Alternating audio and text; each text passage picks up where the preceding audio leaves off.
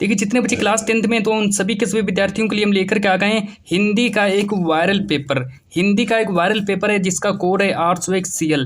यानी कि पेपर देने जाओगे आप लोगों का 100% मेरे प्यारे बच्चों छपने वाला पेपर लेकर के आ गया हूँ, और जिसका कोड है 801 CL। और ये हमारे पास हिंदी का एक वायरल पेपर है। और देखो ये पेपर जो है मुझे कहाँ से मिला है, तो सबसे पहले मैं आप लोगों को अब यहाँ पर बता देता हूँ कि पेपर देने जाओगे आप लोगों को 2026 का एक मॉडल पेपर है, और यहाँ पर हमारा पूर्णांक 70 नंबर का। तो रियल पेपर है, 100% एकदम छपेगा आप लोगों का 2026 में। तो यहाँ पर देखो आप लोगों को अपना अनुक्रमांक लिखना है, यहाँ पर अपना नाम लिख देना है, और समय हमारा 3 घंटे 15 मिनट का है। तो 18 फरवरी को जितने बच्चे पेपर देंगे तो उन सभी के सभी बच्चों के लिए ये मॉडल पेपर है। तो चलिए आप लोग यहाँ पर देख लीजिए। तो यहाँ पर सबसे प्रारंभ के 15 मिनट परीक्षार्थियों को प्रश्न पत्र पढ़ने के लिए निर्धारित हैं। यह प्रश्न पत्र 2 खंडों में विभाजित है। प्रश्न पत्र के खंड आ में 20 नंबर का बहुकल्पीय प्रश्न है, और प्रश्न पत्र के खंड बा में 50 नंबर का वर्णनात्मक प्रश्न भी पूछे गए हैं। प्रश्न पत्र में पास होने के लिए आपको कम से कम 23 नंबर आवश्यक हैं। सभी प्रश्नों का अंक उसके सम्मुख अंकित कर दिए गए हैं।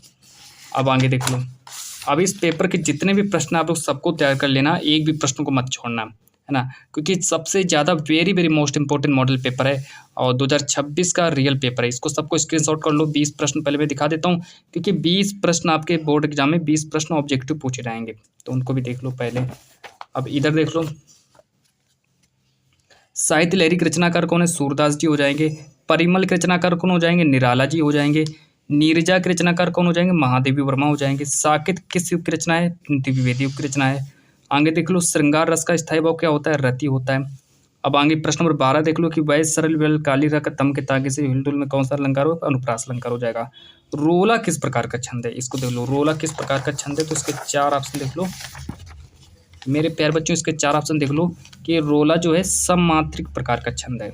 अब आगे देखो प्रश्न नंबर 14 कि आकर्षण शब्द में उपसर्ग बताइए। तो आकर्षण शब्द में आ उपसर्ग हो जाएगा। प्रश्न नंबर 15 देख लो कि गंगा का पर्यायवाची शब्द क्या होता है? तो सुर सरिता जो होता है गंगा का पर्यायवाची शब्द होता है। अब प्रश्न नंबर 16 नेह शब्द का तत्सम रूप क्या होता है? तो प्रश्न नेह इसका हो जाएगा स्नेह।